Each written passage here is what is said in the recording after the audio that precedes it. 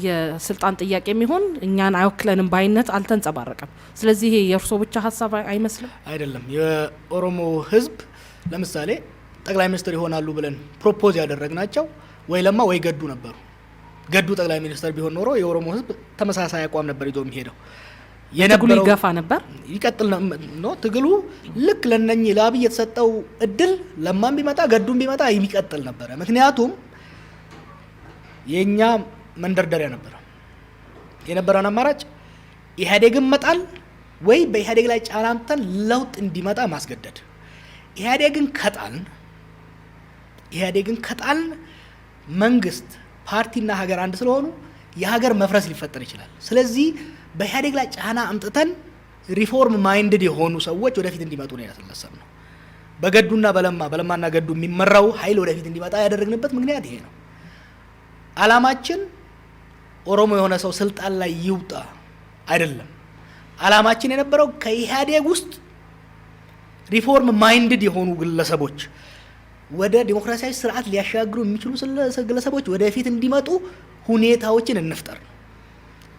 ስለዚህ አብይ ወደ ስልጣን ሲመጣ ኦሮሞ ስለሆነ አይደለም የተደገፈው፣ እስረኞችን ከእስር ቤት ስለለቀቀ ነው፣ የፖለቲካ ምህዳሩን ስላሰፋ ነው፣ ሚዲያዎች እንዲንቀሳቀሱ ስላደረገ ነው። ይህ ስለሆነ ነው እንጂ አብይ ያደረገውን ሰው ነገር የወላይታ ሰው የትግራይም ሰው ቢያደርገው ወይም ደግሞ የአማራ ሰው ቢያደርገው ችግር አይልነበረም። ኦሮሞ ስለስልጣን ስለመጣ ሳይሆን የነበረው አፈናና ግድያ ሊቆም ይችላል። በተጨባጭ ደግሞ አትሊስት ለመጀመሪያዎቹ 6 ወር እስከ 9 ወር የፖለቲካ ምህዳሩ በመስፋቱ ድጋፍ አግኝቷል። ዛሬም እኮ ኦሮሞ ነው አይደል ስልጣን ላይ ያለው ኦሮሞ ነው፣ አብይ ነው ያለው። ከየትኛውም ክልል የበለጠ ተቃውሞ እየደረሰበት ያለው ሪጀክሽን እየደረሰበት ያለው ኦሮሚያ ክልል ውስጥ ነው። ለምን እርሶ ሲያነሱ እንደነበሩት አቶ ገዱ ወይም አቶ ለማ ስልጣን ላይ ለመውጣታቸው ነው ለጥያቄዎች መነሻ የፈጠረው? አይደለም። አቶ አብይ ስላልታሰቡ ነበር? አይደለም። አብይማ ሰፊ ድጋፍ አገኘ አይደለም? የመጀመሪያው አንድ አመት እኮ በጣም ሰፊ ድጋፍ አገኘ በሁሉም ክልል። ለውጡን መጀመሪያ ይመራሉ ተብሎ ከታሰቡት ጎራ ስላልነበሩ ነው? አይደለም። እሺ፣ ባይታሰቡ እንደኔ ያሉ ሰዎች መጀመሪያ ላይ ልምድ የለውም አልተፈተነም ብለን ተቃውመናል። ስልጣን ላይ ወጥቶ ተጨባጭ ስራዎች መስራት ሲጀምር፣ እስር ቤቶቹን መክፈት ሲጀምር፣ የፖለቲካ ምህዳሩን ማስፋት ሲጀምር፣ ወደ ዲሞክራሲ አሻግራለሁ የሚል ተስፋ መስጠት ሲጀምር ድጋፍ አገኘ። በአብይ ቦታ ደመቀን ብታረጊው ኤኒም ሰው ብታረጊው ያን ካደረገ ድጋፍ ያገኛል። ሰው ወደ መግደል ሲገባ፣ በማዕከላዊ ጎን ሌላ ማዕከላዊ አስከፍቶ ቶርቸር ሲጀምር፣ ሰውን ማፈናቀል ሲጀምር፣ የድሃ ቤት ማቃጠል ሲጀምር ተቃውሞ ቀረበው። በአብይ ቦታ ጀዋርን ብታረጊው፣ ዳውድ ኢብሳን ብታረጊው፣ መረራ ጉዲናን ብታረጊው አብይ አሁን እያደረገ ያለውን ነገር ካደረገ ተቃውሞ ይገጥመዋል። አብይ ደግሞ ይሄን ነገር አቁሞ ወደ መጀመሪያው ቢመለስና የፖለቲካ ምህዳሩ ማስፋት፣ ህዝብን ማዳመጥ፣ ወደ ዲሞክራሲ ሀገር የማሻገር ስራውን ቢቀጥል ደግሞ ተመልሶ ድጋፍ ያገኛል። ስለዚህ ህዝብ የሚፈትነው ማን ነው ስልጣን ላይ ያለው ሳይሆን ምን ሰራልኝ፣ ምን ሰራብኝ፣ ነጻነት ሰጠኝ ወይስ ነጻነት ነፈገኝ፣ አገሬን አለማልኝ ወይስ ዘረፈኝ የሚለው ነው። ከዚህ ቀደም ከነበረው የነጻነት ወይም ደግሞ ከነበረው ስርዓት ጋር ሲወዳደር ግን አሁን ባለው የለውጥ ኃይል ተብሎ ስልጣን ላይ ካለው ጋር ማነጻጸር ሲቻል ህዝቡ ራሱ ይሄንን መናገር አይችልም ማለት ለውጡን ማየት አይችልም፣ ነጻነቱን ማየት አይችልም። ለውጡንማ እኮ ራሱ ነው ያመጣው፣ ያየዋል። ግን አንድ ነገር ብናቆም አይሻልም? እዚህ ሀገር እስከ መቼ ነው ከትላንት ጋር የስርዓትን እያነጻጸርን የምንሄደው? ኢህአዴጎች ወይም ደግሞ በህወሓት ስር የነበረው ኢህአዴግ 27 ዓመት ከደርግ ጋር ራሱን እያነጻጸረ ሄደ። ትዝ የሚለኝ ምን ነበረ? እነ ብርሃኑ ነጋ እስር ቤት በነበሩበት ወቅት የአሁኑ ስርዓት ይሻላል፣ አትሊስት የአሁኑ ስርዓት መጽሐፍ እስር ቤት እንዲጽፉ ይፈቅዳል ብሎ የሚናገሩ አምባሳደር ሰምቼ ነበር። ደርግ ጊዜ መጽሐፍ አይፈቀድም፣ በኢህአዴግ ጊዜ መጽሐፍ ይፈቀዳል። ሰው ግን በፖለቲካ አመለካከቱ ማታሰር ቀጠለ። ያንን ከመኮነንና ከመቃወም ይልቅ አንዱ ስርዓት ትንሽ ይሻላል፣ እኛ እኮ የተሻለ ስርዓት አይደለም እየፈለግን ያለ ነው፣ እኛ ህዝቡንና ጊዜውን የሚመጥን ስርዓት፣ ዛሬ ያለውን ትውልድ በኃይለሥላሴ ያለው ትውልድ አይደለም ዛሬ ያለው፣ በደርግ ጊዜ ያለው ትውልድ አይደለም፣ ኢንፋክት በመለስ ጊዜ ያለው ትውልድ አይደለም። የኛ ትውልድ የኛ ጊዜ አሁን ዓለም ባለችበት ደረጃ ላይ ነው መወዳደር ያለብን እንጂ ልክ ትዝ ካላችሁ መለስ ዜናዊ የሚለው ነገር ነበር።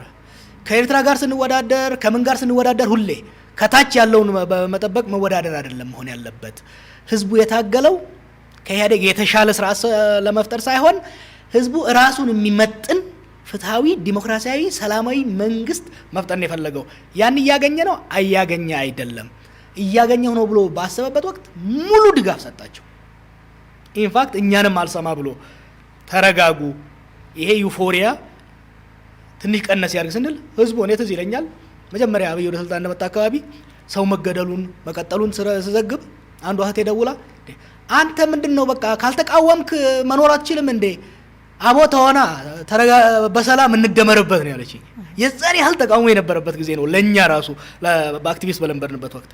ዛሬ እነኛ ሰዎች ግን ተመልሰው ይሄንን ስርዓት አይንህን ላፈር ያሉበት ሁኔታ ነው ያለው። ስራው እየተለወጠ ስለሄደ ማለት ነው። እንግዲህ የፖለቲካ ውጥረታችን በእንደዚህ አይነት መልኩ እያለን ደግሞ የህልውና ጉዳያችንን የሚገዳደር ነገር መጥቷል።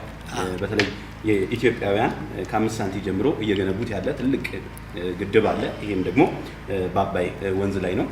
ከዚህ ጋር ተያይዞ በተለይ ሰሞነኛ የግብጽ ዛቻ በአክቲቪስቶቻቸው የሚሆኑ በፖለቲከኞቻቸው እንደዚሁም ደግሞ ኢትዮጵያም አቋሟን ለተባበሩት መንግስታትን ያሳወቀችበት ወቅት ላይ ስንገኝ በማህበራዊ ትስስር ገጽም በተለይ ጠይቁልን በአባይ ዙሪያ ላይ ጀዋር ምን አይነት አቋም አለው? ከዚህ ጋር ተያይዞም ደግሞ እንደ አንድ ፖለቲከኛ እንደ አንድ ደግሞ አክቲቪስትም በተለይ ግብጾች የሚፈጥሩትን ተጽዕኖ ኢትዮጵያውያን በተለያየ አይነት መልኩ እየፈጠሩ የሚገኙ በተለይ በዓለም አቀፍ ሚዲያዎችም ጭምር አቋም የኢትዮጵያን አቋም እያንጸባረቁ የተጠቃሚነትን እና የፍትሃዊነትን ነገር እያነሱ ያሉ ብዙ ባለሙያዎች ባሉበት አካሆን ፖለቲከኞቻችን ደግሞ ምንም ሚናቸው ዜሮ ሆኖ ይታያል። ከዚህ ውስጥ ደግሞ አቶ ጀዋር አንዱ ናቸው። መጀመሪያ ያን ጥያቄ መጠየቅ አልነበረብኝም። አንተን ለመተቸት አይደለም፣ በየቦታ ያዋለሁ። እንደዛ አይነት አግላይ ጥያቄ ነው። በአባይ ጉዳይ ላይ የነበረኝን አቋም ሁሉም ሰው ያውቃል። ላለፉት 10 ምናምን ዓመታት ጥያቄው ለምን ይነሳል? ከባያዝ ከሚነሳ የመጨረሻ የአያቴ ስም መሐመድ ከመሆኑ ነው የሚነሳው። አደገኛ አጠያየቅ ነው።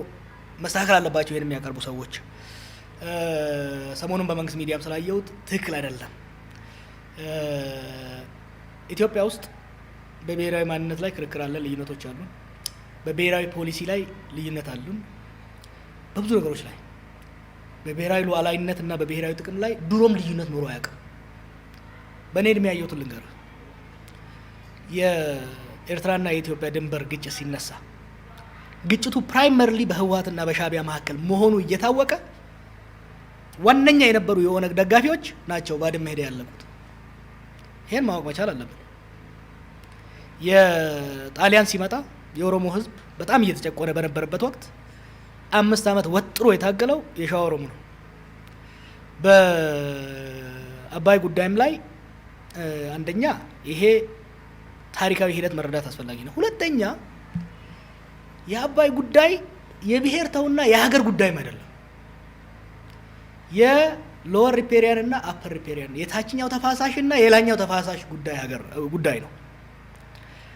አልሲሲ ምንም ያህል አንድ ሰው ያፍቅረው፣ ግብጽ ምንም ያህል ያፍቅረው፣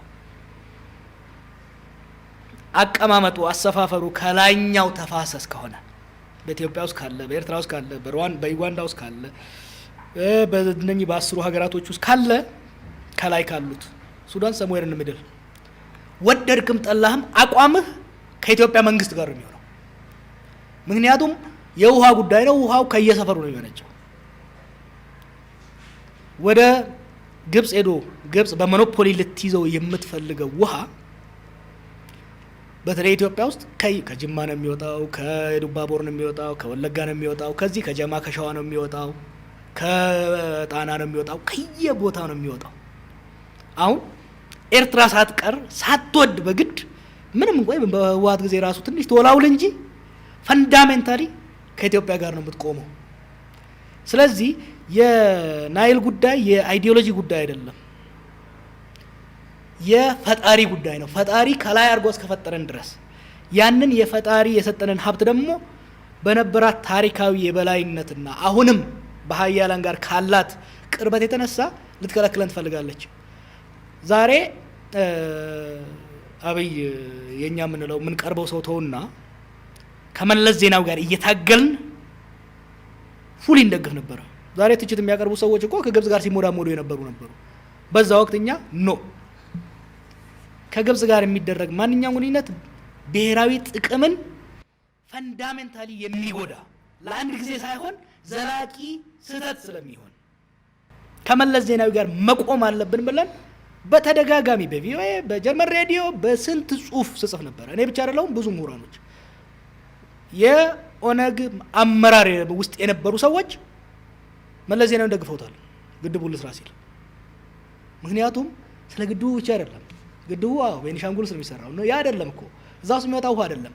ውሃውን መያዝ ከቻለ ፈንዳሜንታሊ ለዘመናት ተነፍገን የነበረውን የውሃ መጠበቅ መብታችን እናስጠብቃለን። ይሄ ግድብ አንዴ አሁን ሰሞኑን የምናደርገው ካምፔን አለ፣ ግድቡ መሞላት አለበት የምንለው አንዴ ግድቡ መሞላት ከተጀመረ ይሄ የነሱ ጥጋብ፣ ይሄ የነሱ አካሄድ አይሰራም። ስለዚህ ተመልሰው ፍትሃዊ ወደሆነ ድርድር ሊገቡ ይችላሉ። ስለዚህ የኔም አቋም ያንተም አቋም የሷም አቋም የማንኛውም እውነተኛ ፖለቲካን የሚያስብ የህዝብ ጥቅም የሚያስብ ማንኛውም ዜጋ በዚህ ላይ ልዩነት ሊኖረው አይችልም።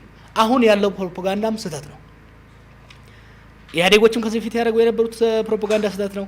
አሁን ብልጽግናዎች የሚያደርጉትም ስህተት ነው። ተቃዋሚውን ለምሳሌ ህወሓት ላይ የሚደረገው ጣት ቀሰራ ትክክል አይደለም። እኔ አንድም የትግራይ ተወላጅ አንድም የህወሓት አባል በግድቡ ጉዳይ ላይ ከግብጽ ጋር ይቆማል የሚል ፍጹም ምንም ቅንጣት ያህል ጥርጣሬ አይኖረኝም። ምክንያቱም ጥቅማቸው ፈንዳሜንታሊ አብይን ይውደዱት ይጥሉት ኢትዮጵያ ላይ ላለው ባለስልጣን ጥቅማቸው የትግራይ ህዝብ ጥቅም ፈንዳሜንታሊ ከኦሮሞ ህዝብ ጥቅም ጋር ነው፣ ከአማራው ህዝብ ጥቅም ጋር ነው፣ ከኢትዮጵያ ጥቅም ጋር ነው። ምክንያቱም ውሃው ከነሱም ጋር የሚመነጨው ከዚህም ነው የሚመነጨው። የግብጽ የበላይነት መቀጠል ትግራይን ይጎዳል፣ ኦሮሚያን ይጎዳል፣ አማራን ይጎዳል። እንደዛ ነው መታየት ያለበት።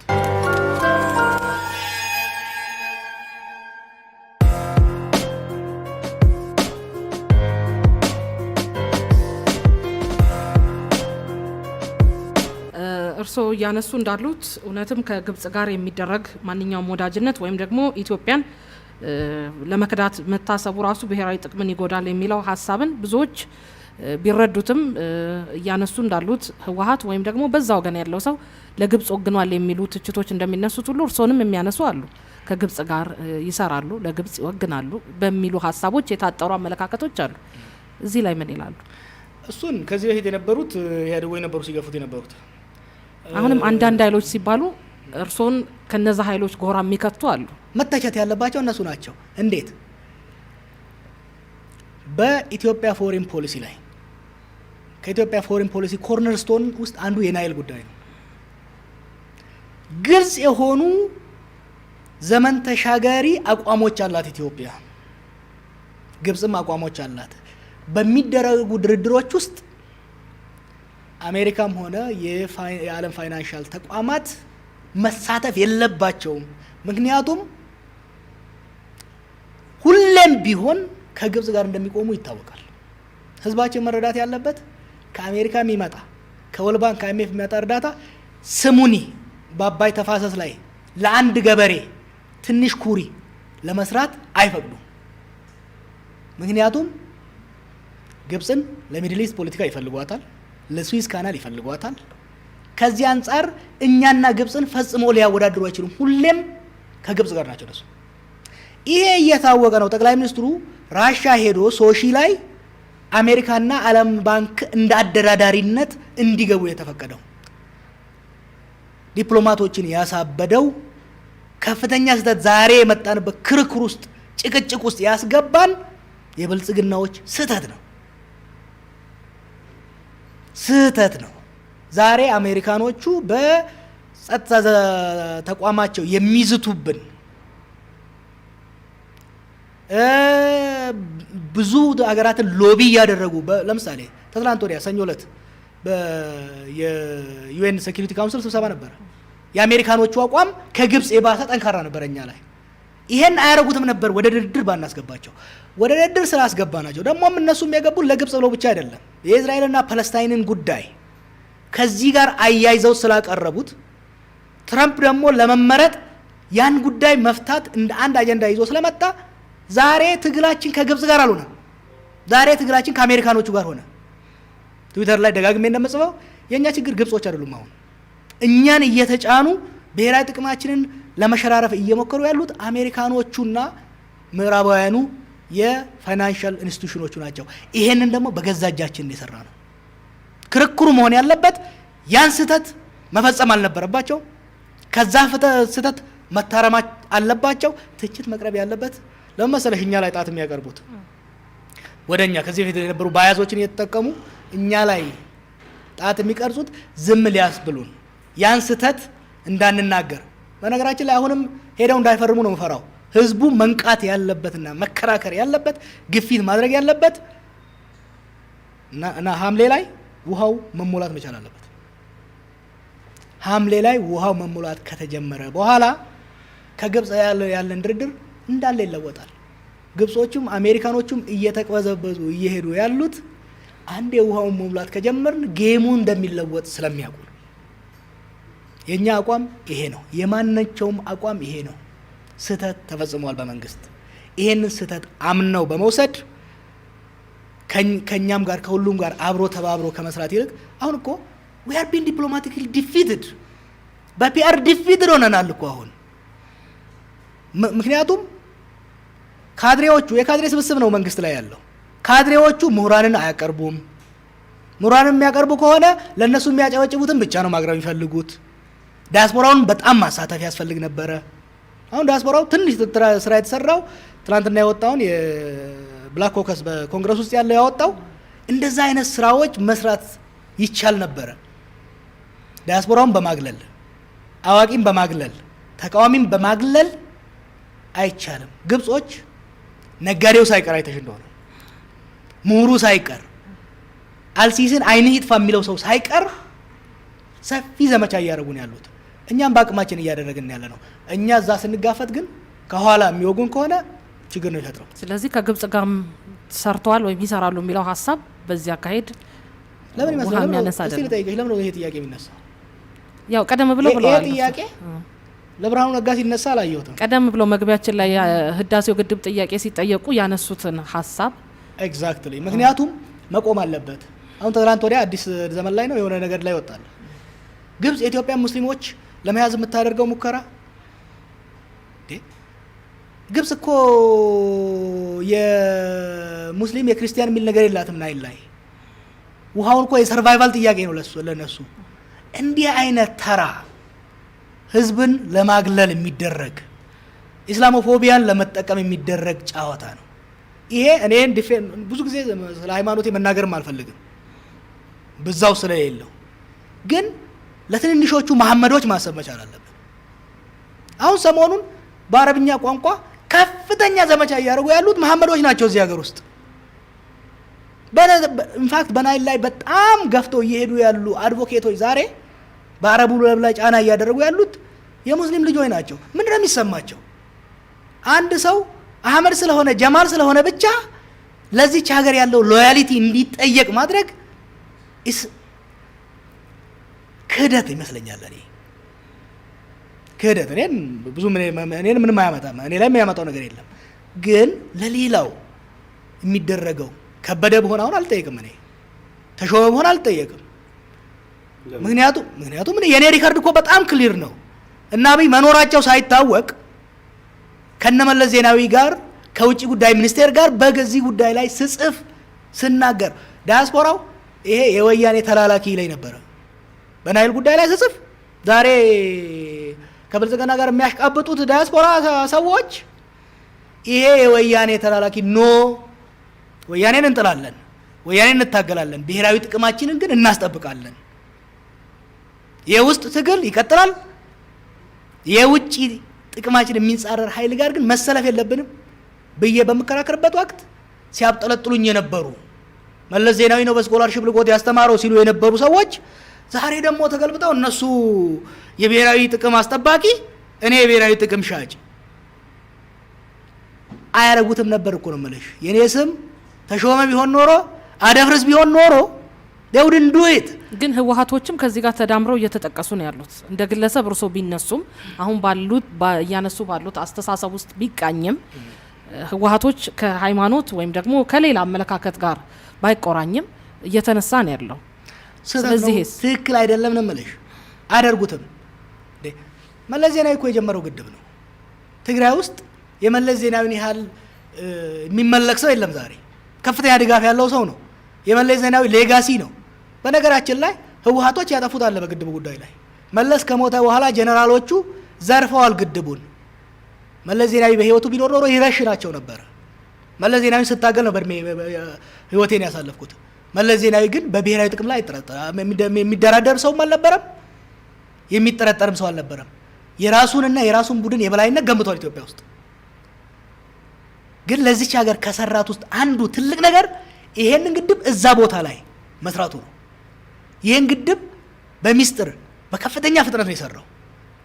አንድ የትግራይ ሰው፣ አንድ የህወሓት ሰው በዚህ ግድብ ላይ ከግብጽ ጋር ተደራደረ ከተባለ 2 ቀን ትግራይ ውስጥ አያድርም። ይበሉታል ህዝቡ። ስለማውቀው ነው ህዝቡን። መለስ ዜናዊ ለነሱ ምን ማለት እንደሆነ አውቃለሁ። ያ ብቻ አይደለም። የትግራይ ህዝብ በብሔራዊ ጥቅም ላይ የሚደራደር ህዝብ አይደለም። ዛሬ ከህወሓቶች ጋር የሚያከራክርን ብዙ ነገር አለ። ህወሓቶች ግን በግድቡ ጉዳይ ላይ አይናቸውን ለአንድ ጊዜ እንኳን ቢጨፈኑ 2 ቀን ትግራይ ውስጥ ማደር አይችሉም። ይሄን ያውቁታል። they are not going to compromise። ይሄ ተራ ፕሮፓጋንዳ ነው። ከህወሓቶች ስንጠላ የነበረው ከኢህአዴጎች ስንጠላ የነበረውን ዛሬ መልሰን ደግሞ እኛው መሳሪያ አድርገን እነሱ ላይ የምንዘምትበት አያዋጣም። ያ ብቻ አይደለም። መጠንቀቅ ያለብን አንዳንዴ ነገሮች ተገፍተው ወደ ጦርነት የሚሄዱ ከሆነ የምንፈራው ነገር እውነት የሚሆንበት እድል ሊፈጠር ይችላል። ስለዚህ ማግለል አይደለም የሚያስፈልገው። ህወሓትንም ይሁን ይሄን ፓርቲም ይሁን ይሄን ግለሰብ በዚህ ጉዳይ ላይ ማግለል፣ መጠርጠር፣ ጣት መቀሰር ሳይሆን ሰብሰብ አድርጎ አቅፎ እንዴት በጋራ አብረን የጋራ ጥቅማችንን እናስጠብቅ የሚለው ላይ መንወያየት እንጂ ጣት መቀሰር፣ ስም ለማጥፋት መሞከር እንደኔ ብሔራዊ ጥቅምን የሚጎዳ የውስጥ አቅማችንን የሚያዳክም። ባለፈው ብየዋለሁ። ግብጽ 3 ስትራቴጂ ነው ያላት በናይል ላይ። አንደኛ የኢትዮጵያን የውስጥ ግጭቶች ማባባስ ማዳከም ነው። ያ ሲሆን ምክንያቱም በውስጥ ስንጣላ ስንጋጭ አቴንሽኑም ሪሶርሱ አይኖረንም፣ ውሃውን ማልማት አንችልም። አንድ ሁለተኛ ከጎረቤቶቻችን ጋር እኛም ማጋጨት ነው። ከጎረቤቶቻችን ጋር ስንጋጭ ጎረቤቶቻችን ትደግፋለች፣ እኛም ሪሶርሱን ፎከሱም አይኖረንም። ሶስተኛ የዓለም አቀፍ ተቋማትን በተለይ ፋይናንሻል ተቋማትን በጫና በማድረግ ለኛ የፋይናንሻል ድጋፍ እንዳያደርጉ ነው።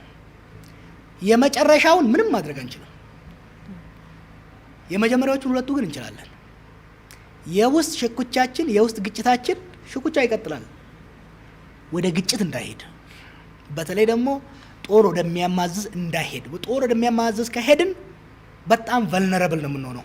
ይሄ ላይ እንግዲህ የእናንተ አይነቶቹ ፖለቲከኞች ሚና ከፍተኛ ነው፣ በጣም ከፍተኛ ነው። ከዛ የበለጠ ግን የመንግስት ሚና በጣም ከፍተኛ ነው። መንግስቱ ኃይለማርያም ኢትዮጵያን በመውደድ ከሱ የሚወዳደር ሰው አልነበረም።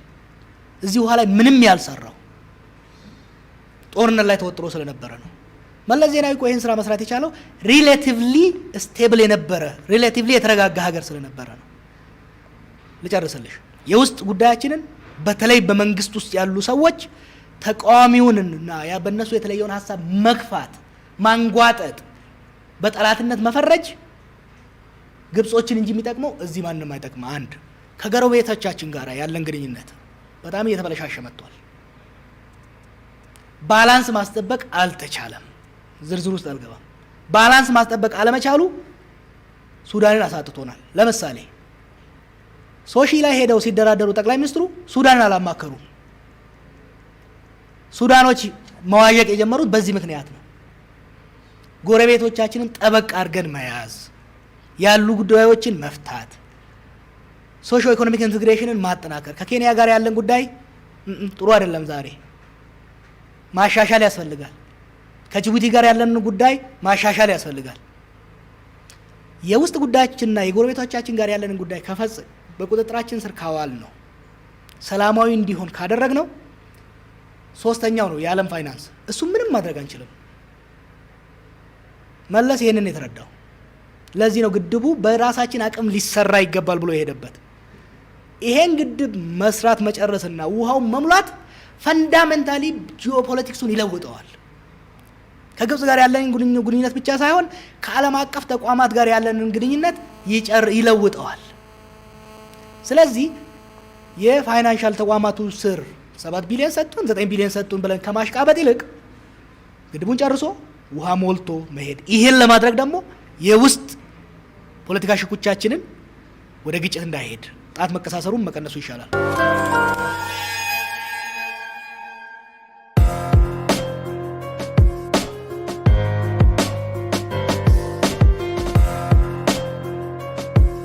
ወደ መስከረም 30 ልምጣና በተለይ መስከረም 30 የመንግስት ስልጣን ያበቃል በሚል እና የእናንተም እንደ ዛቻ የተቆጠረበት የመንግስት እርምጃ ወስዳለው እንደዚሁም የምርጫ መራዘምና የምክር ቤቶቹ የስራ ጊዜ መራዘም እንዴት ይመለከቱታል? የእናንተስ ዛቻ ነው ወይ? መስከረም 30 ዛቻ አይደለም፣ የፖለቲካዊና ህጋዊ ክርክር ነው ያቀረብነው። ምክንያቱም በህገ መንግስቱ መሰረት ስልጣን የሚያዘው በምርጫ ብቻ ነው። ምርጫ ከተባለ ከዚህ በፊት የነበረው አትሊስት የይስሙላም ቢሆን ያ የተመረጡበት የ5 ዓመት ጊዜ ያበቃል። ምርጫውን ለማራዘም የሚያስችል ሂደት የለም በህገ መንግስት ውስጥ። ስለዚህ ከመስከረም 30 በኋላ ሊኖር የሚችለው መንግስት በስምምነት ላይ እንጂ ያለው መንግስት ብቻውን መቀጠል አይችልም ከመስከረም 30 በኋላ የሚል መከራከሪያ ነው ያቀረብነው። እኛ ብቻ ያቀረብነው አይደለም፣ እነሱ ሲያቀርቡት የነበረውን እኮ ነው የደገምነው። እነሱ ከዚህ በፊት ሌሎች የተለያዩ ድርጅቶች ምርጫው ይራዘም፣ አገሪቷ ለምርጫ ዝግጁ አይደለችም፣ ምርጫው ይራዘም በሚሉበት ወቅት ምርጫው መራዘም የለበትም፣ ልናስረዝም አንችልም፣ ህገ መንግስታዊ አይደለም፣ ህገ መንግስታዊ አይፈቅድልንም፣ ከመስከረም 30 በኋላ በምንም አይነት ምርጫ ማራዘም አንችልም፣ ሎለስ ስቴት ነው የምንሆነው ሲሉ ነበር። እኛም የደገምነው ልክ እነሱ ከዛ በፊት 6 ወር በፊት ሲሉት የነበረውን እነሱ ምርጫን ላለማራዘም ሲጠቀሙበት የነበረውን መከራከሪያ ነው ያቀረብነው እንጂ የዛቻ የሌላ ነገር አይደለም። ህገ መንግስታዊ ክርክር ነው ያነሳ ነው፣ የተሸነፉበት ክርክር ነው። እርምጃ እንወስዳለን ተብሎ ነበር። እንደዛ አይነት ዛቻማ የትም አይሰራም። ልክ እናስገባለን ያሉት የት እንዳሉ እናውቃለን። መግደል ይቻል ይሆናል፣ ማሰር ይቻል ይሆናል። ምክንያቱም መዶሻ የያዘ ሰው ሁሉም ነገር ሚስማር ይመስለዋል ባለፈው እንዳልኩት። ከዛ ውጭ ግን ተቀባይነታቸውን የሚያስረዝም ህጋዊነታቸውን የሚያስረዝም ምንም አይነት መንገድ የለም። ያኔ ሲከራከሩ ነው የነበሩ ለምሳሌ የህግ ባለሙያዎች ብዙ ነገር ተከራክረው ለህገ መንግስት አስታራዊ ኮሚሽን ሄደው ቃል የሰጡት የህግ ባለሙያዎች ሳይቀሩ አሁን በጣም ተጸጽተው የገዢውን ፓርቲ አካሄድ ምን እንደሆነ አሁን ተረድተዋል። የዛሬ 2 ወር አካባቢ የተለያየ አመለካከት ሊኖር ይችላል። ዛሬ ግን በአብዛኛው ሰው መካከል የተካሄደበት ሂደት ህጋዊ እንዳልሆነ፣ ለሀገር እንደማይጠቅም፣ ገዢው ፓርቲ በራሱ በሚቆጣጠረው ምክር ቤት የራሱን ስልጣን ያራዘመበት ይህ ህገ መንግስታዊ ፖለቲካዊም ያልሆነ ፖለቲካዊ ውጤትም የሌለው እንደሆነ ሁሉም ሰው የተስማማ የመጣበት ይመስለኛል። ምንድን ነው መፍትሄው? መፍትሄው ከዚህ በፊትም ስንለው እንደነበረው የሚያዋጣው ስምምነት ነው። በነገራችን ላይ ኢህአዴጎች አንድ የተሳሳቱ ነገር አለ። የሽግግር ወቅት ላይ ነው ያለ ነው። ሰሞኑን ተውት እንጂ የ2 ዓመት የሽግግር ወቅት ነው ያስቀመጥ ነው። ሰው አሁን እነሱ እንደሚረሱት አይደለም፣ ተደራድረን የገባንበት ነው። ቅድም አንስቼልሃለሁ።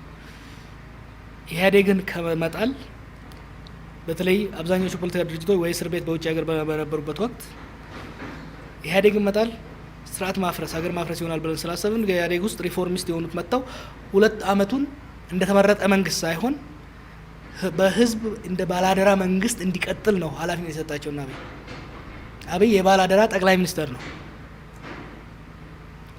የእሱ አደራ አምባገነናዊ ስርዓትን አፍርሶ ዲሞክራሲ ስርዓት እንዲገነባ የቅብሎች ዱላውን የሰጠውን ህዝብ ያንን አደራ ማሻገር ነው። ከዚህ አንፃር ለዛ ደግሞ ሀገር ለማሻገር ደግሞ አንድ ግለሰብ ሀገር ማሻገር አይችልም፣ አንድ ፓርቲም አይችልም። ሽግግር ሲባል የተለያየ አመለካከት የተለያየ ፍላጎት ያላቸው ቡድኖች ተደራድረው በጋራ የሚስማሙበት ሮድማፕ ማለት ነው። መጀመሪያ ነገር የጀመሩት የጋራ ፍኖተ ካርታ እና ማዘጋጀት ላይ እምቢ በማለታቸው ነው። አሁን ደግሞ ፕሮፌሰር መራራ እንደሚለው የፈጠራዊ ጣልቃ ገብነት መጥቷል። ይሄንን ጊዜ በአንድም ተቃዋሚ አብይን ውረድልን እዛ እንቀመጥ ያለው ሰው የለም። የስልጣን ጥያቄ አይደለም እየተነሳ ያለው። ኮሮና ባለበት ወቅት ላይ ያለውን ጊዜ በጥሞና እንጠቀምበት። ቅቡልነት ያለው የማያገዳድለን ሀገርን ወደ ብጥብጥ የማያደርስ ምርጫ ለማካሄድ እንስማማ፣ እንደራደር፣ እንወያይ። በዛ ወቅት መንግስት እንዴት እንደራደር የሚለውን ተወያይተን እንስማማበት። ምርጫው መቼ ይካሄድ የሚባለውንም አሁን እኮ ባሉት መሰረት ኮሮና መቼ ያበቃንም ፓርላማው ነው የሚወስነው። ምርጫ መቼ የሚካሄድም ፓርላማው ነው የሚወስነው። ፓርላማው ደግሞ ሙሉ በሙሉ በአንድ ፓርቲ ቁጥጥር ስር ያለ ነው። ያ ብቻ ሳይሆን በተሰረቀ ምርጫ የመጡ ሰዎች የተሞሉበት ፓርላማ ነው። ይሄ ሀገር ለመገንባት ሀገር ለመሻገር ዲሞክራሲያዊ ስርዓት ለመገንባት አይጠቅምም። ከዛ ይልቅ የዩ ፓርቲም እንደ አንድ ፓርቲ ተቃዋሚዎችም የተለያዩ ፓርቲዎችም አብረን ቁጭ ብለን ስምምነት ላይ እንድረስ። የሚያዋጣው ይሄ ነው። ይህን ካላደረጉ ከትግራይ ጋር የገቡትም ችግር እየተባባሰ ነው የሚሄደው። በሌሎች ክልሎችም ያለው የቅቡልነታቸው እየባሰ ነው የሚሄደው። ይሄ ለእነሱ መስሏቸው ሊሆን ይችላል። ኢህአዴጎችም ከኢህአዴግ አንድም ይመስለው ነበረ። ሄዶ ግን ለእነሱም ለሀገር የሚጠቅም አይመስለኝም። ከማን ጋር ነው ግን ስምምነት አሁን መደረግ ያለበት? ስምምነት ነው የፖለቲካ ኃይሎች አሉ፣ የፖለቲካ ድርጅቶች አሉ እዚህ ሀገር ውስጥ ፖለቲካ ለማካሄድ ልክ ቢዝነስ እንደማካሄድ ፖለቲካ ለማካሄድ እነዚህ መስፈርቱን አሟልተው ለምርጫ ሲዘጋጁ የነበሩ ፖለቲካ ድርጅቶች ምክንያቱም ስለ ምርጫ ስለሆነ ምርጫ ፕራይመሪሊ የፖለቲካ ፓርቲዎች ፉክክር የሚካሄድበት ፕሮሰስ ስለሆነ በዛ ላይ መስማማት ያስፈልጋል። ገዢው ፓርቲ፣ ተቃዋሚው፣ የተለያዩ ፓርቲዎች አብረው ቁጭ ብለው በምሁራንና በሌሎች ቴክኒካል ድጋፍ ሊሰጥ ይችላል። እዛ ላይ አድርገው ማካሄድ ይችላል። ቴክኒካሊቲው ብዙ ነገር ልንዋይ እንችላለን። ለምሳሌ ከዚህ ፕሮፖዝ ያደረኩት አለ። ገዢው ፓርቲ እንደ ፓርቲ ተቀምጦ ግን በህገ መንግስቱ አንዳንድ ክፍተቶች አሉ። ለምሳሌ የሀገሪቱ ርዕሰ ብሔር የፓርቲ አባል አይደሉም፣ መሆንም አይችሉም። ፓርቲና ፓርቲዛን ናቸው። ርዕሰ ብሔሩ ፕሬዚደንት ማለት ነው። ርዕሰ ብሔሩ ኮንቪን የሚያደርጉት የድርድር መድረክ ተዘጋጅቶ በዛ ድርድር ላይ መስማማት ይቻላል። ሀገር መገንባት ከተፈለገ ይሄ የሚቻል ነው እና ድርድሩ በፖለቲካ ድርጅቶች መካከል የሚሆነው። በቅርቡ ባደረጉት አንድ ቃለ ምልልስ ላይ ስለ ስልጣን ወይም ስለ ኃላፊነት በተጠየቁት ጥያቄ መሰረት ምርጫን የተመለከተ ሀሳብ አንስተው ነበረ። ያ ሀሳብ ላይ ምሁራን ሳይመርጡኝ ስልጣን አልቀበልም የሚል አውድ ያለው ንግግሮ ተደምጧል። የእርሶ ደጋፊዎች ምሁራን ብቻ ናቸው? አርሶ አደር፣ ወጣቱ ለድጋፍ የሚወጣሉት ለተቃውሞም የሚሰለፈው ብዙሀን አሉ። ስለዚህ በምሁራን ብቻ የሚደገፍ አይነት የፖለቲካ አስተሳሰብ ነው የሚያራምዱት። እንደዛ አላልኩም። እንደዛ ያልኩበትንም አላስታውስም አልልምም። እንደዛ አይደለም። በህዝብ ሳልመረጥ በምሁራን ሳልመረጥ ይላሉ። ተመልሶ ማስታወስ ይቻላል። አላልኩም። በድሙጋ ህዝብ ነው ያልኩት። አይ ቲንክ በአባይ ሚዲያ ጋር ያደረኩት ኢንተርቪው ከሆነ አይደለም፣ ከኤልቲቪ ጋር ያደረጉት ኢንተርቪው ላይ ነው አይመስለኝም። እንደዛ ልልም አልችልም። ምክንያቱም ምሁራን ብቻቸውን ድምጽ የሚሰጡበት የምርጫ ሂደት እዚህ ሀገር የለም፣ የትም ሀገር አይኖርም። በምሁራን በመረጥም ራሱ አልቀበልም። ምክንያቱም ጥያቄውም ለዛ ነው የተነሳው። መወከል የምፈልገው ውክልና ማግኘት የምፈልገው ከወረዳዬ ነው። ፕራይመሪሊ ህገ መንግስቱ ግልጽ ነው። አንድ ተመራጭ ለሶስት ነገሮች ተጠሪነቱ ለሶስት ነገሮች ነው ይላል። አንደኛው ለመረጠው ህዝብ፣ በእኛ ምርጫ ስርዓት ደግሞ የዲስትሪክት የምርጫ ወረዳ ህዝብ ማለት ነው። ሁለተኛው ለህገ መንግስቱ ነው። ሶስተኛው ለህሊናው ነው። ከዚህ አንጻር ልመረጥ የምችለው መመረጥ የምፈልገው መጀመሪያ በዛ ዲስትሪክት ነው። ከዛ በተለያየ ቦታ ከየተለያዩ ወረዳ ተመርጠው የሚመጡት ፓርላማ ከሆነ የሚሄደው 547ቱ፣ ክልል ከሆነ የሚሄደው 534ቱ ኦሮሚያ ላይ ያሉት ሊመርጡ ይችላሉ። ከዛ ውጪ ምሁራን ተሰብስበው ተመርጫለሁ። ከዚህ ቤት እኮ የኦሮሞ ጥናት ማህበር ፕሬዚደንት ነበርኩ። ምሁራኖችማ መረጡኝ። ለምሁራን ተቋም ከሆነ የምወዳደረው በምሁራኖች እመረጣለሁ። የኦሮሞ ጥናት ማህበር ወይ የኢትዮጵያ ጥናት ማህበር እዛ ላይ መመረጥ ከፈለኩ ኦፍኮርስ ምሁራኖች ናቸው የሚመርጡኝ። የፖለቲካ እንቅስቃሴ ውስጥ ወይም ደግሞ ህዝብ ስልጣን እንዲሰጡት ነው ሊያ ሊሆን አይችልም። በህዝብ ብቻ ነው። ስለዚህ ወኪሎ ሁሉም ማህበረሰብ ነው፣ ህዝብ ነው። ምክንያቱም ምርጫ ሲካሄድ ከ18 ዓመት በላይ የሆነው ነጋዴው፣ ምሁሩ፣ ሼኪው፣ ቄሱ፣ ሴቱ፣ ወንዱ ያደርጋል። ግዴታ ነው። እሺ ስለ ምርጫ እያነሳን ያለ ነው። ምርጫ ሲታሰብ ደግሞ የፖለቲከኞች የራሳቸው የሆነ አስተሳሰብ ምን ላይ ነው የሚለውንም ህዝብ መለካት ይፈልጋል። ስለዚህ በዲሞክራሲ መርሆች ምን ያህል እንደሚያምኑ እታገልለታለሁ ስለሚሉት ህዝብ መብትና ነጻነት ደግሞ ተረዱኝ ሊሉት የሚፈልጉት ሀሳብ እሱንም እንዲነግሩንና ሌሎች ደግሞ ምን አይነት ፍላጎት ወይም ደግሞ ምን አይነት ለሰዎች የሚሰጡ ክብርን ደግሞ በምን ያህል መልኩ ነው ሊገልጹት የሚችሉት ከቅርብ ወይም ደግሞ ከግል ድሎ ባሻገር ደግሞ ለረጅም ጊዜ የሚሰጡት ስለ ሰላምና ነጻነት ያለው አስተሳሰብ። ምክንያቱም እርስዎ ሲታሰቡ ሰላም የሚባለው ነገር ፈጽሞ አይታሰብም። ነውጥ፣ አመጽ የሚባሉት ነገሮች ነው ተከትለው የሚመጡትና ወደ ምርጫ ቢገቡ ሊመረጡ ይፈልጉ የሚመርጡት ህዝብ በእነዚህ አውዶች ላይ ምን አይነት ምልከታ እንዲኖረው ነው የሚፈልጉት? የአመጽ ጥያቄ ሁለተኛ ሲመጣ ነው። አዎ አምጸናል፣ አሳምጸናል። ፍትሃዊ ያልነበረ ስርዓት ነበረ። በሰላማዊ መልኩ ለመታገል የሚፈቅድ ስርዓት አልነበረም። በሰላም ለመታገል የተሰለፉትን እስር ቤት ሲከት ከሀገር ሲያስወጣ ነበረ። ኢንጀስቲስ ኮመን በሆነበት ስርዓት ውስጥ ሪቤሊየን ቢካምስ ዱቲ። አፈና፣ ጭቆና፣ ግድያ መንገዱ ባደረገ መንግስት ላይ ማመጽ ሞራላዊ በምድርም በሰማይም ተቀባይነት አለው።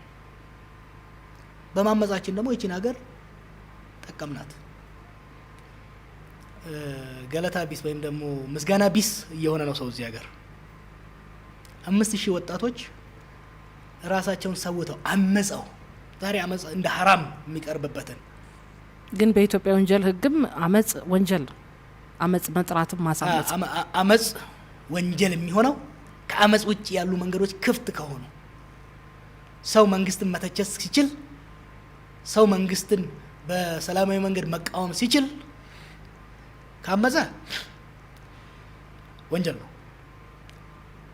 ሰው አንቺ ጋዜጠኛ ነሽ፣ ሱሉልታ ላይ የሚደረግን የመሬት ዘረፋ ስታጋልጪ ከታሰርሽ ያን ገበሬ አደራጅተሽ ማታገል ሁለተኛው ምርጫ ነው የሚሆነው ማለት ነው። ይሄንን በር ዘግቶ ወደዛኛው በር ለምን ሄድሽ የሚለው ነገር አያዋጣም። ቆይ ለውጥ መጣ፣ የኖቤል ሽልማት እኮ ተገኘበታል እዚህ ሀገር። ያን ለውጥ እኮ ያመጣው አመጽ ነው፣ በልመና አልመጣም። አልቀንበት እኮ ነው፣ ቆስለንበት፣ 5000 ሰው ሰውተንበት፣ 23000 ሰው አቁስለንበት፣ አመጸን፣ አሳምጸን እስከ አፍንጫው የታከለውን የአጋዚ አንበርክከን፣ ያም ደግሞ ሀገር ማፍረስ ብንፈልግ ቅድም አልኩት እኮ ስልጣን ጥመኛ ምናምን እንደሚባለው ወይ ደግሞ አመጽ ሀራራ ቢሆንብን ኖሮ ሰውን ሲገሉ የነበሩት ሲያስገድሉ የነበሩት ሰዎች እራሳቸው ስልጣን እንዲቀጥሉ አናረግም ነበር። አላማችን የተሻለ ስርዓት፣ አዲስ ስርዓት፣ ፍትሃዊ ስርዓት እንዲመጣ ከኛ ቀጥሎ ያለው ትውልድ እንዳያምጽ፣ አመጽ አስፈላጊ እንዳይሆን ሀገር እንዲቀጥል ስለፈለግን ከስርዓት ውስጥ ይሻላሉ ተደራድረን ነው። ይሄንን ብዙ መናገር አልወድም። ከህዋቶች ጋር ተደራድረን ነው ስልጣን የለቀቁት። አቅማችንን ታያየን፣ መቀጠል እንደማይችሉ አዩ። 3 ምሽግ ነበራቸው። ክልሎች ላይ ያለውን ምሽግ አፈረስ ነው። አዲስ አበባ ላይ ያለውን ምሽግ ከበብ ነው። ከዛ ዊዝድሮ አደረጉ። ይሄን ሁሉ በስትራቴጂ ተመርተን አመጽ ብቻ ሳይሆን ስትራቴጂክ የሆነ በዲሲፕሊን የተመራ ለምሳሌ ብዙ ጊዜ ዝም ብሎ ተራ አመጽ ራየት አይደለም ያደረግነው። ተራ አመጽ ቢሆን ኖሮ ኦሮሚያ ውስጥ የነበረው የትግራይ ተወላጅ አደጋ ላይ ሊደርስበት ነበር። አንድ ሰው አልተጎዳም። ስለዚህ አመጽ የሚፈጥረው ዛሬም ብቻ አይደለም። 60ዎች ውስጥ የኢትዮጵያ ተማሪዎች ያመጹት የፖለቲካ ምህዳሩን በመዝጋት ከአመጽ ውጭ ያሉ የፖለቲካ መታገያ መስመሮች ሲዘጉ ሰው ወደ አመጽ ይሄዳል። ግን ምን ተሞክሮ ተዘግቶ ነበረ እዚህ ሀገር? ምን እንዳለ የፖለቲካ አክቲቪስቱ በሙሉ እስር ቤት አልነበረም? ሌላውን ቶ በ92 ላይ ኦነግ ገብቶ ሲሳተፍ ነበረ። ቢሮ ውስጥ እኮ ነው። ቢሮ ውስጥ አመራሮቹ ተገለውበት መጨረሻ ላይ ለቆ ወጣ። ታዩ 2005 ወይም ደግሞ 97 እነ ብርሃኑ እነ ኃይሉ ሻውል እነ መረራ በሰላማዊ ለመታገል ገቡበት። ምርጫውን ስለተሳተፉና ስላሸነፉ እስር ቤት ገቡ። ከዛ አይደለም እንደ እነ ብርሃኑ አመጽ የገቡት ወደ ኤርትራ እኮ የገቡት ያመፁ ነበር ነብራኑ ያ መንገድ ቢቀጥል ኖሮ ያ ሰላማዊው መንገድ ቢቀጥል ኖሮ ያመፁ ነበር አያመፁ። እዚህ ሀገር የፖለቲካ ምህዳሩ ተዘግቶ መንግስትን የተቸ አማራጭ አደረጃጀት ይዞ የቀረበ ስለታፈነ፣ ስለተገደለ፣ ስለታሰረ፣ ስለተዘረፈ ሰው አመፀ። አመፅን የሚወልደው ጭቆና ነው። ህዝብን ተነሽተሽ አመፅ ብትይው አያመፅም በራሱ አንቺ ስላልሽ ብቻ አያመፅም። ፕሮፓጋንዳ ሰውን የሚያሳምፅ ይመስላችኋል። ህዝብ ሌላ መንገድ ካጣ ብቻ ነው የሚያመፀው። አመፅን የሚያስቀር ጭቆናን ማስቀረት ብቻ ነው።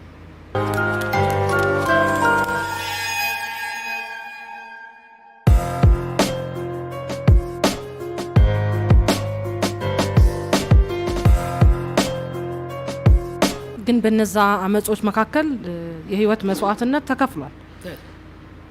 ስለዚህ እነዛ የተከፈሉ የህይወት መስዋዕትነቶች ወይም ያለፉ ዜጎች የፈሰሰው ደም ትክክለኛውን ዋጋውን አግኝቷል። የተከፈለለትን ዋጋ ያህል ውጤቱ በዛ ደረጃ የሚለካ ነው። ለምን ታገልን፣ ለምን አመጽን ብለው ጠይቀው አያውቁም? እርሶ ራስዎን አንድ ቀንም ጠይቄ አላውቅም። ትክክለኛ ነበር። ባናምጽ ኖሮ ዛሬም ልክ እናስገባቸዋለን ያሉ ሰዎች ልክ እያስገቡን ይቀጥሉ ነበር። ከመንግስቱ ነዋይ ዘመን ጀምሮ ወጣቶች እዚህ ሀገር አምጸዋል። ፍትሃዊ፣ ዲሞክራሲያዊ፣ ሰላማዊ ስርዓት፣ ህዝባዊ ስርዓት ለመገንባት አምጸዋል። ትክክለኛ ነበረ። ማንኛውም ትውልድ እሱን የሚመጥን መንግስት፣ እሱን የሚመጥን ስርዓት ለመገንባት ይፈልጋል። ያን ስርዓት ለመገንባት በሚያደርገው ሙከራ ላይ መንገድ ሲዘጋበት መንገድ ለማስከፈት ያምጻል። በዛ አመጽ መስዋዕትነት ይከፍላል። ያሰበውን ያገኛል። በአንድ ትውልድ ላያገኘው ይችላል። ግን በዛ ወቅት ማመጹ ትክክል ነበረ። የሚቀጥለው ትውልድ ደግሞ ከዛ ትውልድ የተረፈውን እያሟላ ይሄዳል። አቶ ጀዋር እንደ ልብ የሚናገሩት ማንም ምንም አያመጣም ብለው የሚያስቡት ቄሮ ስላለ ነው። ከዚሁ ጋር ደግሞ ሁለተኛ ተያይዞ እንዲመልሱልኝ የሚፈልገው ቄሮን አቶ ጀዋር አቅም ማሳጥተውታል ብለው የሚያስቡ ወገኖች አሉ። እኔ ከተወለድኩ ጀምሮ የልቤን ስናገር ብቻ ነው ትዝ የሚለኝ። ያደግኩት በጣም ጭቆና የነበረበት እንዲሁም ደግሞ ከፍተኛ የነጻነት ትግል ሲካሄድ የነበረበት ቦታ ነው። ከልጅነት የወረስኩት ጭቆናና የነጻነት ትግልን ነው።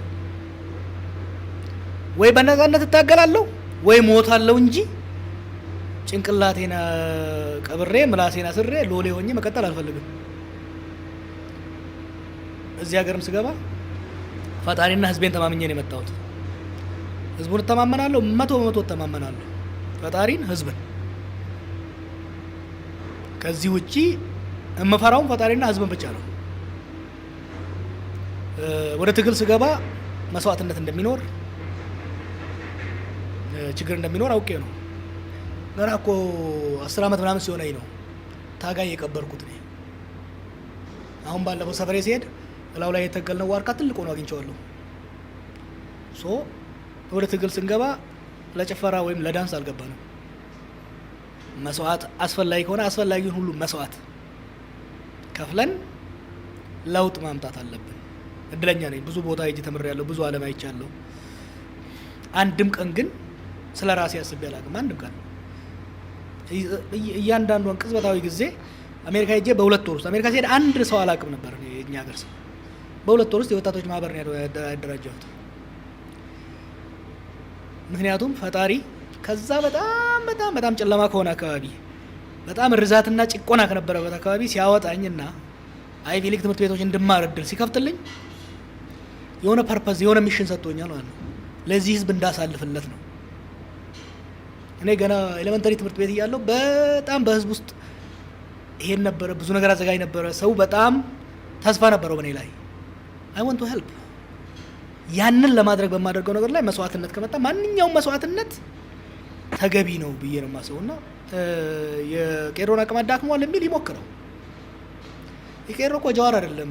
ቄሮ ማለት ትግል የወለደ ጭቆናና ትግል የወለዱት ከትውልድ ሲሻገር የመጣ የነጻነት ትግልን የወረሰ በሚሊየን የሚቆጠር ወጣት ነው። ተዳክሟል የሚል ሰው ሄዶ መሞከር ነው። ብዙ ጊዜ አሁን ከፊት ለፊት ያለን ሰዎች ብንታሰር፣ ብንገደል፣ ብንከዳ መነገራችን ላይ ከኛ ጋር የነበሩ ሰዎች ከርተው ሎሌ የሆኑ አሉ። ዳዝንት ቼንጅ ኤኒቲንግ። ዛሬ እኔ ከድቼ በልጽግና ብጫወት ትግሉ ይቀጥላል፣ ጭቆናው እስከቀጠለ ድረስ። ስለዚህ እኔ ቄሮ ተዳክሟል የሚለው አይ ቲንክ የተሳሳተ ይመስለኛል። የበለጠ ተጠናክሯል አሁን። ምክንያቱም ትግልን አይቶታል፣ ድልን አይቶታል፣ ድል ሲቀለበስም አይቶታል። ያ ብቻ አይደለም፣ ላለፉት 6 ዓመታት ስርዓትን እንዴት መታገል እንደሚችል በብልሃትና በስልት እንዴት መታገል እንደሚችል ከፍተኛ የሆነ ክህሎትን አዳብሯል። ስለዚህ ተዳክሟል የሚል ላዳክመው ብል ራሱ ላዳክመው አልችልም። ምክንያቱም እኔ አልፈጠርኩትም። እኔ እኮ አንድ ታላቅ ወንድማቸው ባለኝ እውቀት ስትራቴጂ ከምሰጥ ሰው ያለፈ አይደለሁም። ስለዚህ እንደዛ የሚያስቡት የቄሮን አደረጃጀትና አላማ በደንብ ስላልተረዱ ነው። እንደው ተቋማዊ መሆን አለበት ብዙ ጊዜ ሲነገር እንሰማለን። በተለይ ቄሮ ዝም ብሎ ብቻ የሆነ ሚሽን ሲሰጠው ያንን ሚሽን ብቻ አሳክቶ የሚመለስ መሆን የለበትም፣ ተቋማዊ አደረጃጀት ሊኖረው ይገባል የሚሉ ነገሮች ይነሳሉ። ቄሮ ሶሻል ሙቭመንት ነው፣ የፖለቲካ ድርጅት አይደለም። የጓድ ሊቀመንበር የሚመራ አይደለም። ከሁለት ነገር ነው የሚነሳው ይሄ ጥያቄ። አንደኛው አቅሙ የበለጠ ይጨምራል ከኦፊሻል ከሆነ በደንብ ከተደራጀ በግልጽ ከተቋቋመ የበለጠ ስራ መስራት ይችላል የሚለው የሚያስቡ አሉ። ሌሎቹ ግን የመንግስት ሰዎች ናቸው። የቄሮን እንቅስቃሴ አመራር ሂደቱ ስለማይገባቸው ለመበጣጠስ ለመምታት ስለማይመቻቸው ሊያውቁት ይፈልጋሉ። ባለፉት 2 ዓመታት እዚህ አብረን እየሰራንም ከጀርባ ብዙ ነገር ይሰሩ ነበር። አንዳንዴ የራሳቸውን ቄሮ ለማቋቋም፣ አንዳንዴ ለመግዛት፣ አንዳንዴ ለማጥፋት። ትዝ ካለህ ገና ሳይበጠኑ ኢህአዴጎች ቄሮና ፋኖ ላይ የሰሩት ነገር ነበር። ኢ መደበኛ አደረጃጀቶች መጥፋት አለባቸው። ይህ ማለት ወይ ወደ መደበኛ መምጣት አለባቸው፣ ወደ መደበኛ ከመጡ ለመምታት ነው። አማራ ክልል ላይ ትንሽ የተሳካላቸው ነገር አለ። ምክንያቱም ኦፊሻልና ለማደራጀት የተሄደበት ሂደት ፋይናሊ በአምናው ክስተት የተነሳ ብዙዎቹን ሊጎዷቸው ችለዋል። ኦሮሚያ ላይ እሱን አልቻሉትም። ምክንያቱም አንደኛ ሶሻል ሙቭመንት ነው። የአንድ ግለሰብ፣ የአንድ ፓርቲ፣ የአንድ አይዲዮሎጂ አካል እንዲሆን አንፈልግም። አንድ ላይ የሚያመጣንና አብረን የሚያሰራን የማህበራዊ ፍትህ ጥያቄ ነው። የማህበራዊ ፍትህ ጥያቄ ሲመጣ አንተ እንዳልከው አብረን እንሰራለን። የማህበራዊ ፍትህ ጉዳይ ከሌለ የተለያየ ድርጅት ውስጥ ቢዝነስ ውስጥ ያላል ዶክተር አለው የተለያየ ኃይል አለው ስራውን ይሰራል። የሚያዋጣ ስትራቴጂ ነው። ግን አሁን ቄሮ ሲታሰብ ቄሮ በተለያየ መልኩ ተከፋፍሏል የሚሉ አሉ። ለምሳሌ የጀዋር ቄሮ አለ፣ የነከሬ ቄሮ አለ፣ የነንትና የሚባል አይነት ነገር አለ እና እንደው የተከፋፈለ አይነት ቄሮ አለ ተሞክሯል። ቅድም እንዳልኩህ የኦዲፒ ቄሮ ለመመስረት ፈልገው ነበረ። በነጋዴዎች በየከተማው ያሉትን ነጋዴዎች የራሳቸው ቡድን እንዲጀምሩ ሞክረው ነበረ። በቄሮ ስም ራሳቸውን አደራጅተው መዝረፍ ምናምን ሞክረው ነበረ። የጀዋር ቄሮ የሚባል የለም። ያለው የኦሮሞና የኦሮሚያ ቄሮ አለ። ይቀጥላል። ቅድም እያለሁ የጀዋር ቄሮማ ቢኖር ኖሮ የጀዋር አቋም በዋጀቀ ቁጥር አብሮ ይዋጅቃል። ኖ ቅድም ነገርኩ። እኔ ዛሬ ተሞዳሙጄ ወደ ብልጽግና በገባ ቄሮ ትግሉን ይቀጥላል። ዳስ ዘ ዌይ ኢት ኢዝ ዲዛይንድ። ስለዚህ የተከፋፍሏል የሚለው አይከፋፈልም። ምክንያቱም አንድ የሚያደርገው ጭቆናና ለነጻነት ለማህበራዊ ፍትህ ያለው አቋም ነው። ስለዚህ ጭቆና እስካለ ድረስ the greatest unifier of the oppressed nations, the oppressed society is repression. የጭቁን ህዝቦች ዋና የአንድነት መንስኤ ጭቆና ነው። ጭቆና ባይኖር ነው ወደ ዲሞክራሲ ብንሸጋገር የፖለቲካ ምህዳሩ እየሰፋ ቢሄድ በሂደት ቄሮ የሚባል ነገር ላይኖር ሁሉ ይችላል። ምክንያቱም ጭቆና ነው የሚያመጣውና ከዛ በላይ በኋላ ሁሉም ወደ ተለያየ ፖለቲካ ድርጅት ይገባል፣ ወደ ተለያየ ማህበራዊ ድርጅቶች ይገባና ይቀጥል ነበር። አሁን ጭቆና ስለተመለሰ አንድነቱ እየተጠናከረ ነው የሚቀጥለው። ግን ምን ያስተምረው ያልፋሉ? በተለይ አሁን ቄሮ ተባለ፣ ፋኖ ተባለ፣ ዘርማ ተባለ፣ ጄቶ ተባለ እየደረስን ነው። አሁንም የተለያዩ አይነት እየሰማን ወደ ትግራይም አካባቢ ፈንቅል የሚባል መጥቷልና እንደው እንደ ሀገር እነዚህ አደረጃጀት ያው አይደሉም ሶሻል ሙቭመንት ነው ተብሏል። ይሄኛው አይነት አካሄድ እንደው እንደ ሀገር ምን ይጠቅመናል? በጣም ጠቃሚ ነው። የአምባገነናዊ ስርዓትን የሚያዳክም ማህበራዊ እንቅስቃሴ መደገፍ አለበት። ትረስት ሚ ኦን ዲስ ወን። ፋኖ አማራ ውስጥ ጠንካራ መሆን የአማራ አምባገነን እንዳይኖር ይከለክላል። የአማራን ህዝብ ጥቅም የሚሸጥ ሎሌ ተደላሎ እንዳይኖር ያደርገዋል። የዲሞክራሲ ሩሶ ይጽፈዋል እዚህ ላይ፣ ሌሎችም በጣም ጽፈውታል። የዲሞክራሲ ዘብ ማህበራዊ ንቅናቄ ነው።